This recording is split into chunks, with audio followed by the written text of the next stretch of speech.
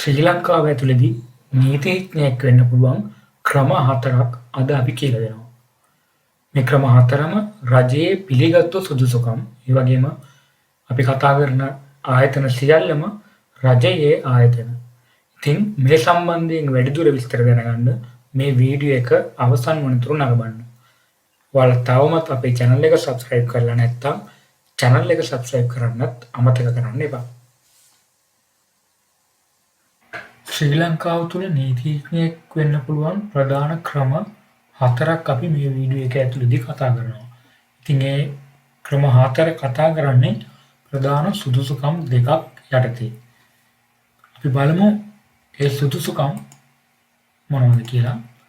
මුලින්ම නීතිවේදී උපාධිය LLB කියලා හඳුන්වන්නේ මේක. ඒ වගේම අපි කතා කරනවා නීතිඥ බලපත්‍රය ගැන attorney at law.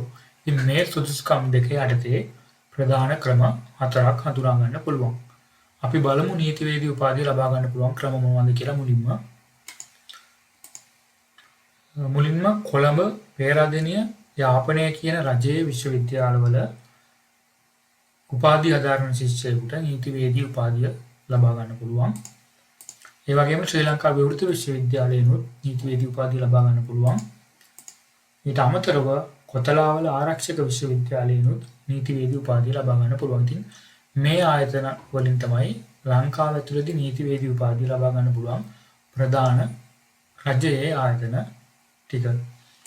ඊට අමතරව නීතිඥ බලපත්‍රය attorney at law සුදුසුකම ලබා ගන්න පුළුවන් එකම ආයතනය ශ්‍රී ලංකා නීති විද්‍යාලය. law college එක කියලා හඳුන්වන්නේ මේක. ඉතින් මෙන්න මේ කැටගරි 4 ගැන තමයි අපි අද වීඩියෝ එක ඇතුළතදී කතා කරන්නේ. මේ එක් කැටගරි එකට සිසුන් අතුලත් කරගන්න ආකාරය එකිනෙකට වෙනස්. ඒ නිසා තමයි අපි වෙන වෙනම කැටගරි කරලා තියෙන්නේ. ඉතින් වීඩියෝ එකේ ඉස්සරහට අපි කතා කරමු මේ එක එක කැටගරි එක යටතේ කොහොමද ඔයාලා නීතිවේදී උපාධිය ලබාගෙන නීතිඥයෙක් බවට පත් වෙන්නේ කියලා. පළවෙනි කැටගරි එක යටතේ රජයේ විශ්වවිද්‍යාල 3ක් අපි ඉදිරිපත් කරා. කොළඹ විශ්වවිද්‍යාලය, පේරාදෙණිය විශ්වවිද්‍යාලය සහ යාපනය විශ්වවිද්‍යාලය. ඉතින් මේ විශ්වවිද්‍යාල තුනෙන් නීතිවේදී උපාධිය ලබා ගන්නේ කොහොමද කියලා අපි වැඩි විස්තර කතා කරමු. මේ විශ්වවිද්‍යාල වලින් උපාධිය ලබා දෙන්නේ සම්පූර්ණයෙන්ම නොමිලේ ගාස්තුවක් අය කරන්නේ නැහැ.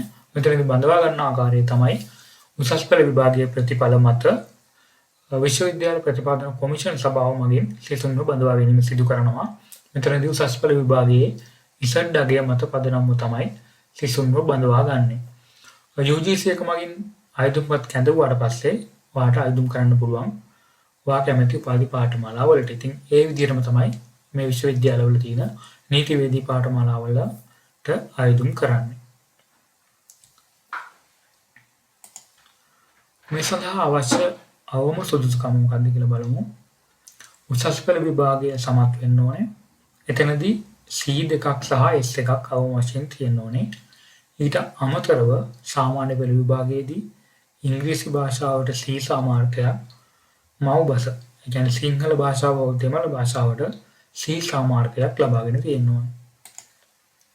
පාඨමාලාවේ කාලය අවුරුදු 4යි. ඉංග්‍රීසි මාධ්‍යයෙන් තමයි පාඨමාලාව පවත්වාගෙන යන්නේ.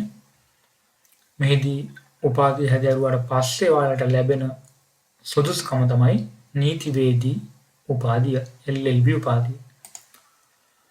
අවශ්‍ය වැඩිදුර විභාග යටතේ අපි දක්වලා තියෙන්නේ නීතිඥයෙක් වෙන්නවට නීතිවේදී උපාධිය පමණක් ප්‍රමාණවත් වෙන්නේ නැහැ. ඔයා නීතිඥ බලපත්‍රය ලබා ගන්න ඕනේ. ඉතින් මේ බලපත්‍රය තමයි මෙතනදී attorney at law විදිහට අපි හඳුන්වන්නේ. මේ බලපත්‍රය ලබා ගන්න නම් ඔයා ශ්‍රී ලංකා නීති විද්‍යාලයේ අවසන් වසර විභාගය සමත් වෙන්න ඕනේ. ඒතකොට තමයි ඔයාට නීතිඥ වෘත්තියේ කටයුතු කිරීමේ සුදුසුකම ලැබෙන්නේ. අපි බලමු මේ සම්බන්ධයෙන් වැඩිදුර විස්තර ටිකක් කතා කරමු.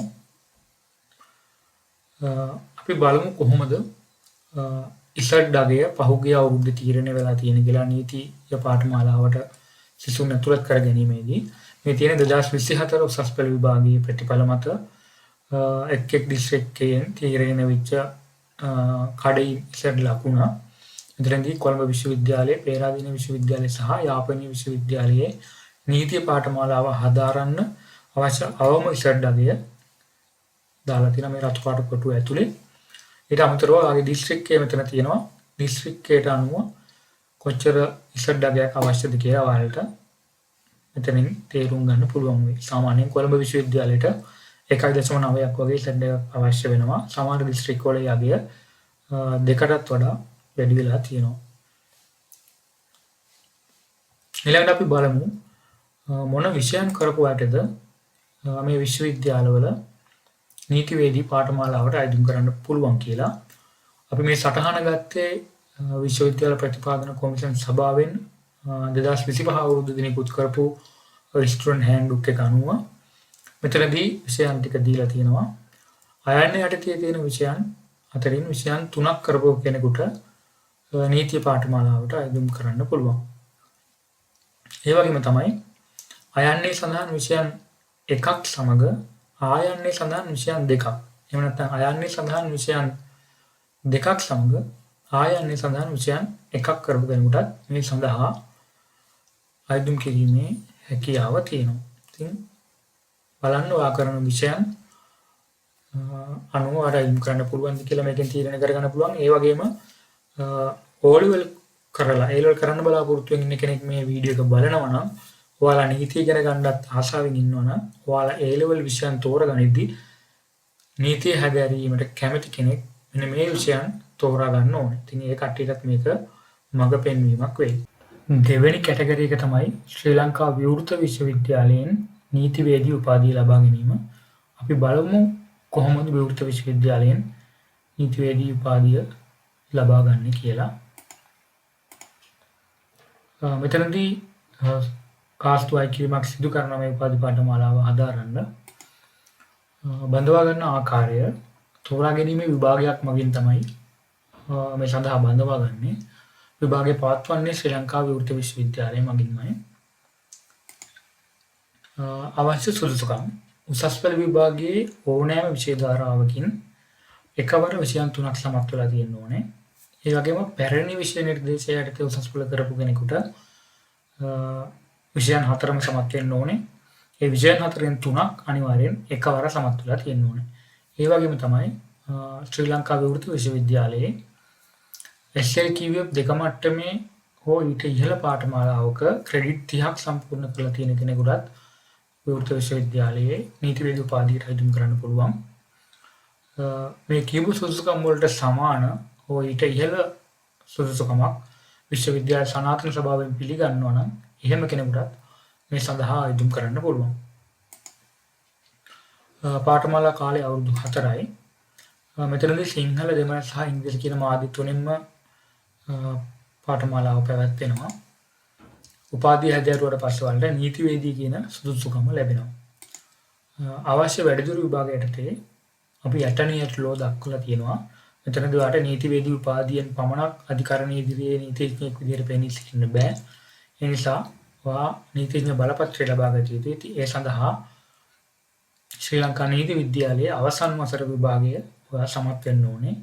ඒක සමත් වුණාට පස්සේ ඔයාට මේ ඇටර්නි ලෝ කියන බලපත්‍රයත් ලබා ගන්න පුළුවන්. අපි බලමු ශ්‍රී ලංකා විවෘත විශ්වවිද්‍යාලයේ බඳවා ගැනීමේ පරීක්ෂණයේ පැවැත්වෙන්නේ කොහොමද කියලා.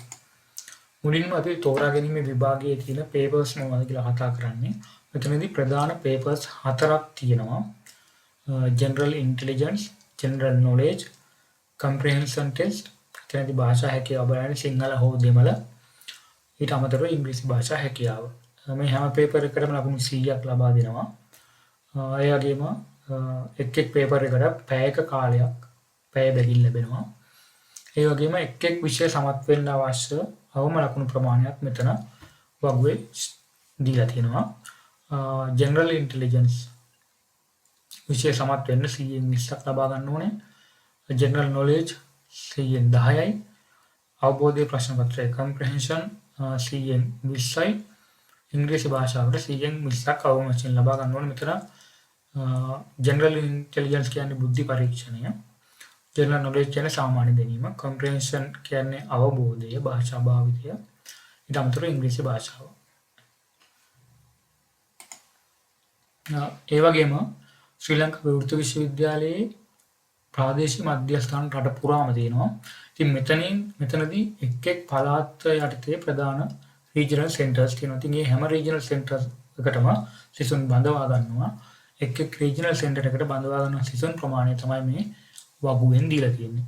මෙතනදී කොළඹ, නුවර, මාතර, අනුරාධපුර, යාපනය, මඩකලපුව, බදුල්ල, කුරුණෑගල සහ රත්නපුර කියන ප්‍රාදේශීය මධ්‍යස්ථානවලට සිසුන්ව බඳවා ගන්නවා. ඒ නිසා වාට දුර බැහැර කෙනෙකුට උනත් මේ පාඨමාලාව තමන්ගේ පළාතේ තියෙන සෙන්ටර් එකකින් පාඨමාලාව ඉගෙන ගැනීමේ අවස්ථාව ලැබිලා තියෙනවා.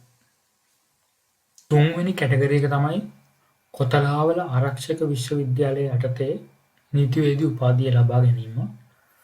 අපි දැන් කතා කරමු කොහොමද කොතලාවල යුනිවර්සිටි එකෙන් නීතිවේදී උපාධිය ලබා ගන්න කියලා. මෙතනදී විශේෂයෙන් කියන්න ඕනේ මේ පාඨමාලාව නොමිලේ පැවැත්වෙන පාඨමාලාවක්. කොතලාවල ආරක්ෂක විශ්වවිද්‍යාලය යටතේ ප්‍රධාන කැටගරි දෙකක් යටතේ සිසුන් බඳව ගන්නවා. පළවෙනි එක තමයි ඔෆිසර් කැඩෙට්, දෙවෙනි එක ඩේ ස්කෝලර්ස්. ඩේ ස්කෝලර්ස් කියන්නේ පෞද්ගලිකව මුදල් ගෙවලා ඉගෙන ගන්න සිසුන්. අපි මෙතනදී කතා කරන්නේ මේ කැටගරි එක ගැන නෙවෙයි. අපි කතා කරන්නේ ඔෆිසර් කැඩෙට් කැටගරි එක ගැන විතරයි. ඔෆිසර් කැඩෙට් කැටගරි එක කියන්නේ ත්‍රිවිධ හමුදාවට අවශ්‍ය පුද්ගලයන් සඳහා නොමිලේ උපාධි ලබා දෙන වැඩසටහනක්. ඉතින් මේකට සුදුසුකම් ලබන අය උපාධි ලබා ගත්තට පස්සේ එළඹෙන ගිවිසුම් වලට අනුව ත්‍රිවිධ හමුදාවේ සේවය කරන්න ඕනේ. ඉතින් අපි බලමු මොනවද අවශ්‍ය මූලික සුදුසුකම් කියලා. බඳවා ගන්න ආකාරය මෙතනදී වෛද්‍ය පරීක්ෂණයක් පැවැත්වෙනවා, ලිඛිත පරීක්ෂණයක් පැවැත්වෙනවා, ඒ වගේම සම්මුඛ පරීක්ෂණයක් පැවැත්වෙනවා. අවශ්‍ය අවම සුදුසුකම් උසස් පෙළ විභාගයෙන් සමත් වෙන්න ඕනේ C2යි S1ක් අවම වශයෙන් ලබාගෙන තියෙන්න ඕනේ. කේම්බ්‍රිජ් A level එහෙම නැත්නම් එඩෙක්සෙල් A level කරපු කෙනෙක් නම් C3ක් ලබාගෙන තියෙන්න ඕනේ. සාමාන්‍ය පෙළ විභාගයේදී සිංහල භාෂාව හෝ දෙමළ භාෂාවට C සාමාර්ථයක් ලබා ගන්න ඕනේ. පාඨමාලාවේ කාලය අවුරුදු 4යි. ඉංග්‍රීසි මාධ්‍යයෙන් තමයි පාඨමාලාව පැවැත්වෙන්නේ. උපාධිය සම්පූර්ණ කරාට පස්සේ නීතිවේදී උපාධිය ලැබෙනවා. මෙතනදිත් අධිකරණයේ නීතිඥයෙක් විදිහට වැඩ කරන්න අවශ්‍ය නම් ඇටර්නි ඇට් ලෝ බලපත්‍රය ලබා ගන්න ඕනේ.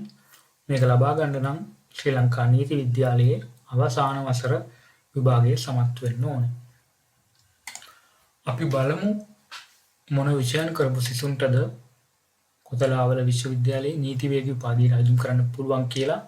මෙතනදිත් කැටගරි දෙකක් තියෙනවා. මෙන්න මේ උඩ තියෙන කැටගරි එකේ විෂයන් තුනම තෝරගන්න පුළුවන්. එහෙම නැත්නම් මෙතනින් අඩුම වශයෙන් විෂයන් දෙකක් හෝ එකක් හෝ තෝරගෙන තියෙන්න ඕනේ.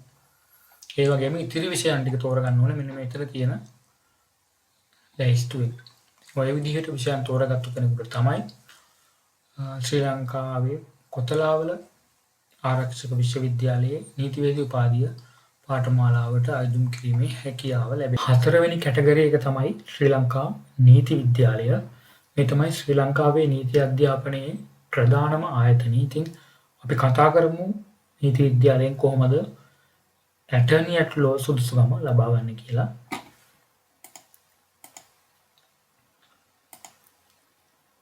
බඳවා ගන්න ආකාරය ප්‍රවේශ විභාගයක් මගින් තමයි මේ සඳහා බඳවා ගන්නේ. විභාගය පවත්වන්නේ ශ්‍රී ලංකා විභාග දෙපාර්තමේන්තුව මගින්. අවශ්‍ය සුදුසුකම් උසස් පෙළ විභාගයේදී C2යි S1ක් ලබා ගන්න තියෙන්න ඕනේ. ඒ වගේම සාමාන්‍ය පෙළ විභාගයේදී ඉංග්‍රීසි භාෂාවට සහ මව්බසට C සාමාර්ථයක් ලබා ගන්න තියෙන්න ඕනේ. ඒ වගේම අයදුම්පත් බාර ගන්න අවසාන දිනයට වයස අවුරුදු 17 සම්පූර්ණ කරලා තියෙන්න ඕනේ. පාඨමාලාවේ කාලය අවුරුදු 4යි. මාධ්‍ය ඉංග්‍රීසි. මෙහිදී ලැබෙන්නේ ඇටර්නි ඇට් ලෝ කියන සුදුසුකම. නීතිඥ බලපත්‍රය තමයි මේ පාඨමාලාව හිමි කරන කෙනෙකුට ලැබෙන්නේ. අවශ්‍ය වැඩිදුර විභාග විදිහට අපි දක්වලා තියෙනවා නීතිවේදී උපාධිය. නමුත් මේක අනිවාර්ය නෑ. ඇටර්නි ඇට් ලෝ බලපත්‍රය ලබාගත්තු කෙනෙකුට නීතිඥවරයෙකු වශයෙන් කටයුතු කරන්න හිමිකම ලැබෙනවා. කෙනෙකුට අවශ්‍ය නම් තමන්ගේ සුදුසුකම් වැඩි කරගන්න එහෙම කෙනෙකුට නීතිවේදී උපාධිය හදාරන්න පුළුවන්. අපි බලමු කොහොමද මේ ප්‍රවේශ විභාගය පැවැත්වෙන්නේ කියලා. මෙතනදී ප්‍රශ්න පත්‍ර 4ක් තියෙනවා. සාමාන්‍ය දැනීම, සාමාන්‍ය බුද්ධිය, ඉංග්‍රීසි භාෂාව සහ මව් භාෂ පිළිබඳ ප්‍රවීණතාව. මෙතනදී සාමාන්‍ය දැනීම සහ සාමාන්‍ය බුද්ධිය ප්‍රශ්න පත්‍ර වලට කාලය පැය 1 බගින් ලැබෙනවා. ඉංග්‍රීසි භාෂාව සහ මව් භාෂ ප්‍රශ්න පත්‍ර වලට කාලය පැය 1:00 බගින් ලැබෙනවා. ඒ වගේම මේ එක් විෂය සමත් වෙන්න නම් අවම වශයෙන් ලකුණු 40ක් ලබා ගන්න ඕනේ. ඉතින් ওই විදිහට තමයි ශ්‍රී ලංකා නීති විද්‍යාලයේ ප්‍රවේශ විභාගයේ ප්‍රශ්න පත්‍ර සැකසීලා තියෙන්නේ. මෙතනදී තවත් වැදගත් දෙයක් කියන්න ඕනේ. නීතිවේදී සුදුසුකම උපාධිය ලබා ගන්න හැම කෙනෙක්ම අනිවාර්යෙන් ඇටර්නියට් ලෝ බලපත්‍රය ලබා ගන්න ඕනේ. එහෙම ලබා ගත්තොත් විතරයි යාට නීතිඥයෙක් විදිහට අධිකරණයේ ඉදිරියේ කටයුතු කරන්න පුළුවන් වෙන්නේ. ඒ වගේම ශ්‍රී ලංකා නීති විද්‍යාලයෙන් ඇටර්නියට් ලෝ බලපත්‍රය ලබා ගන්න කෙනෙකුට අවශ්‍ය නම් පමණක් නීතිවේදී උපාධිය ලබා ගන්න පුළුවන්. මෙතනදී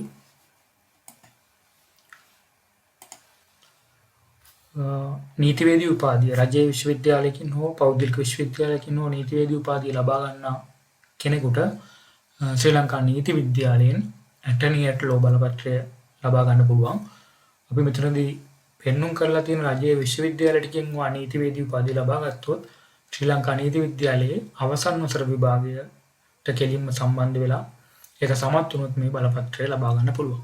ඒ වගේම අපි තව ඔප්ෂන් එකක් මෙතනදී කියනවා. ශ්‍රී ලංකා නීති විද්‍යාලයෙන් ඇටර්නියට් ලෝ බලපත්‍රය ලබාගත්තු කෙනෙකුට උපාධියක් ලබා ගන්න ඕන නම් ශ්‍රී ලංකා විවෘත විශ්වවිද්‍යාලයේ අවසන් වසර විභාග සමත් කරලා නීතිවේදී උපාධිය ලබා ගන්න පුළුවන්. ඉතින් ඔය දෙවිදිහටම සුදුසුකම් දෙකම ලබා ගැනීමේ හැකියාව තියෙනවා. මම හිතනවා ලංකාව ඇතුළේදී නීතිඥයෙක් වෙන්න පුළුවන් පිළිගත් ක්‍රම ටික ගැන වලට දැන් අවබෝධයක් ඇති කියලා.